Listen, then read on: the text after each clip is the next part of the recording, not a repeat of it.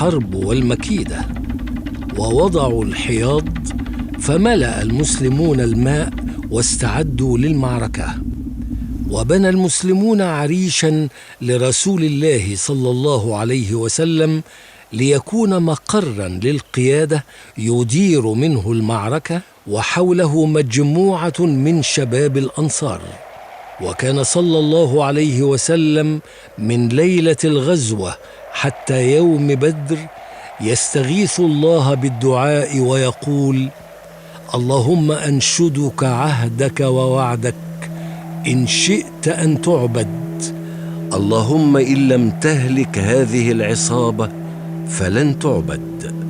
ثم خفق خفقة في العريش فقال: أبشر يا أبا بكر، أتاك نصر الله، هذا جبريل أخذ بعنان فرسه. وبدأ التخطيط وصف الصفوف، صف للرماة وخلفهم صف النبال، وجعل جنود جيش المسلمين يقفون والشمس خلفهم ليستقبل عدوهم الشمس. وجاءت موقعة بدر يوم الفرقان الذي فرق به الله بين الحق والباطل. فقال رسول الله: هذه مكة قد ألقت لكم أفلاذ أكبادها. وقال صلى الله عليه وسلم: لا يقاتلنهم اليوم رجل منكم فيقتل صابرا محتسبا مقبلا غير مدبر إلا أدخله الله الجنة. لتبدأ المبارزة. اخرج يا شيبة بن ربيعة، واخرج يا عتبة بن ربيعة، وأنت يا وليد بن عتبة.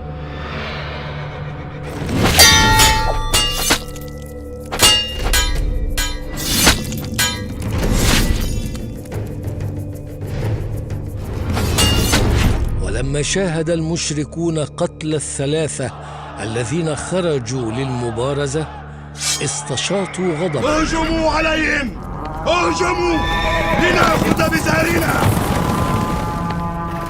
أخذ النبي صلى الله عليه وسلم يصف المسلمين لقريش، وتجمع الجيشان للقاء الحاسم، وتداخلت الصفوف، وأمد الله رسوله بالملائكة، وقد صح أنها قاتلت ببدر مع المسلمين.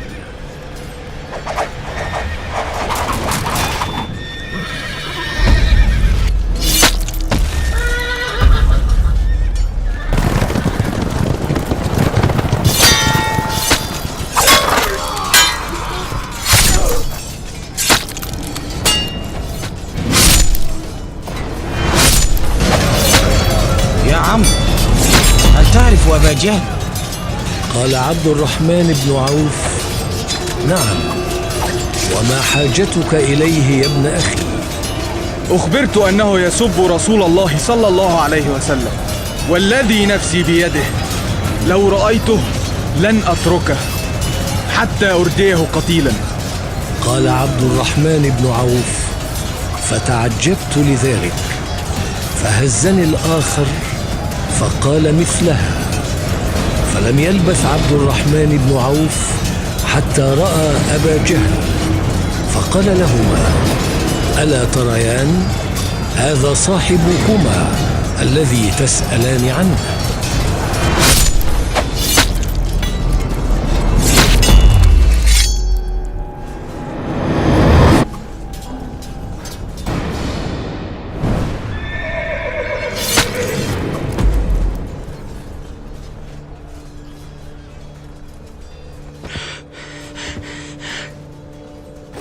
هل أخزاك الله يا عدو الله؟ لقد ارتقيت مرتقا صعبا يا رويعي الغنم.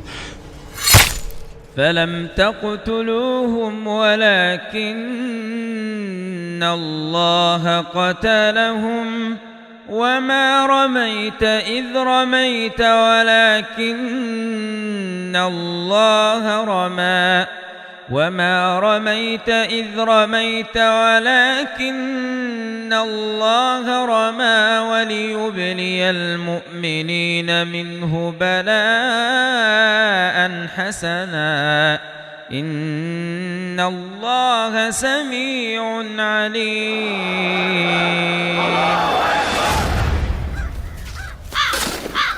وقد أمر الرسول بسحب قتلى المشركين إلى آبار بدر فدفنوا، وأقام ببدر 3 أيام ودفن شهداء المسلمين فيها.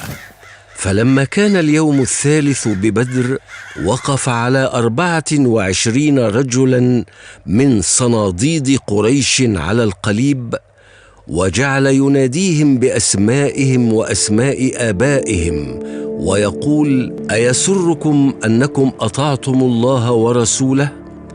فإنا قد وجدنا ما وعدنا ربنا حقا، فهل وجدتم ما وعد ربكم حقا؟ فقال عمر: يا رسول الله، ما تكلم من أجساد لا روح فيها. فقال رسول الله صلى الله عليه وسلم: والذي نفس محمد بيده ما أنتم بأسمع لما أقول منهم.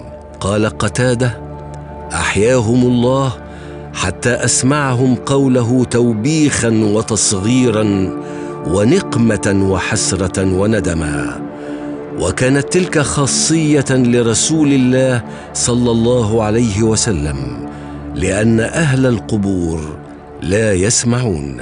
وقد أجلى النبي صلى الله عليه وسلم بني قينقاع عن المدينة لما أظهروا العداء الواضح بمجاهرتهم بالعدوان بعد بدر للمسلمين ولنبي الإسلام، فنقضوا عهدهم مع رسول الله صلى الله عليه وسلم فأجلاهم إلى خيبر جزاء وفاقا.